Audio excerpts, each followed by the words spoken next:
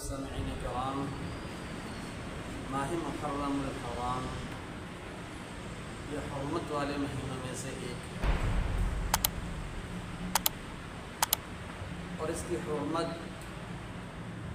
اس کی عزت، اس کی توقیر اسی دن سے ہے جس دن اللہ رب العزت نے زمین و آسمان کو پیدا فرمایا۔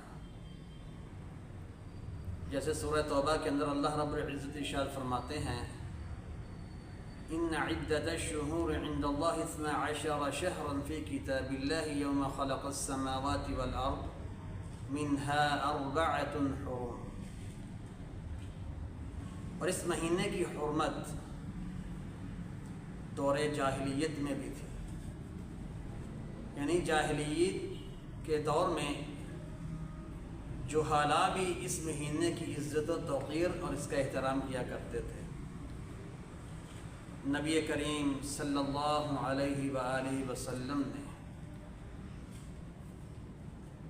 اعلان نبوت کے بعد اس کی حرمت کو برقرار رکھا۔ اس مہینے میں رونما ہونے والے بے شمار واقعات ہیں، جن میں سے ایک 61 ہجری میں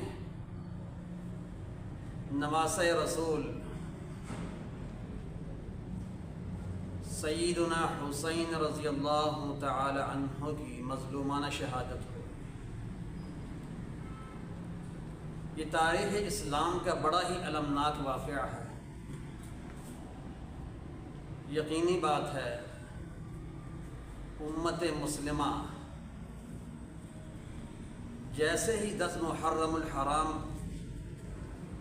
یہ دن آتا ہے، اس واقعے کی یاد کی وجہ سے ان کے دل مغموم ہوتے ہیں۔ لیکن یہاں ایک بات یاد رکھیے، کچھ لوگ ماہ محرم کو قابل احترام اس لیے سمجھتے ہیں کیونکہ اس مہینے میں سیدنا حسین رضی اللہ تعالی عنہ کی شہادت ہوئی۔ ایسی بات قطعاً نہیں ہے۔ دین اسلام نبی کریم صلی اللہ علیہ وآلہ وسلم کی زندگی میں مکمل ہو چکا تھا، اور سیدنا حسین رضی اللہ تعالی عنہ کی شہادت آپ علیہ الصلاۃ والسلام کی 50 سال بعد ہوئی۔ دین پہلے مکمل ہو چکا، اس کی حرمت پہلے کی تھی، تو لوگوں نے یہ نظریہ اور سوچ بنا لیا کہ شاید سیدنا حسین رضی اللہ تعالی عنہ کی شہادت کی وجہ سے یہ مہینہ قابل احترام ہے۔ اس نظریے اور سوچ کی وجہ سے مسلمانوں کے اندر بہت سی خرافات ہیں، بدعات ہیں۔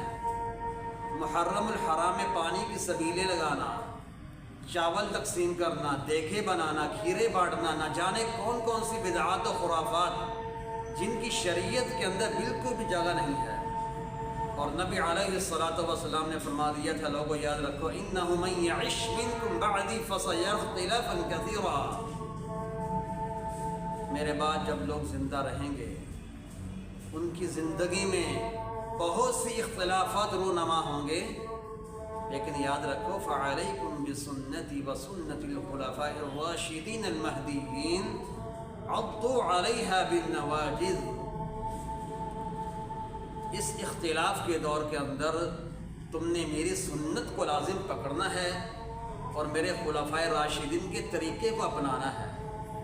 اب ہم غور کریں، یہ ماہ محرم الحرام کے اندر جس قسم کی بھی بدعات اور خرافات ان کو عروج دیا جاتا ہے، یہ عام ہے۔ کیا نبی کریم صلی اللہ علیہ وسلم نے ان کا حکم دیا، آپ نے عمل کیا، آپ کے صحابہ نے یہ کام کیا، خلفائے راشدین کے دور میں یہ کچھ ہوا؟ آپ کو جواب اس کا نفی میں ملے گا۔ لہذا ایک پکا اور سچا جو مسلمان ہے، اس کو نبی کریم صلی اللہ علیہ وسلم کی اس وصیت پہ عمل کرنا چاہیے۔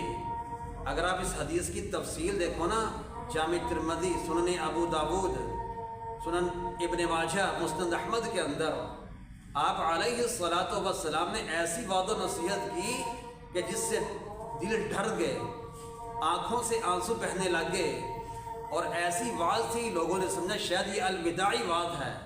آپ نے یہی بات کہی تھی وَإِيَّاكُمْ وَمُحْدَثَاتِ الْأُمُورِ فَإِنَّ كُلَّ بِدْعَةٍ ضَلَالَةٍ۔ آپ علیہ الصلاۃ والسلام نے جہاں اپنی سنت اور خلفاء راشدین کی سنت کو مضبوطی سے تھامنے کا حکم دیا، آپ نے یہ بات بھی ارشاد فرمائی دین کے اندر بہت سی نئی چیزیں شامل کی جائیں گی، ان سے بچ کے رہنا۔ فَإِنَّ كُلَّ بِدْعَةٍ ضَلَالَةٍ، یہ کیونکہ گمراہی ہے۔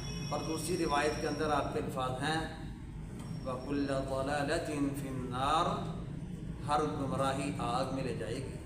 لہذا ہمیں سوچنا چاہیے، سمجھنا چاہیے کہ ہم جو بھی کام دین سمجھ کر کرتے ہیں، جس پر اجر و ثواب کی امید رکھ کر کرتے ہیں، سب سے پہلے دیکھیے کہ آپ علیہ الصلاۃ والسلام، آپ کی خلفاء راشدین اس پہ مہر ہے یا نہیں۔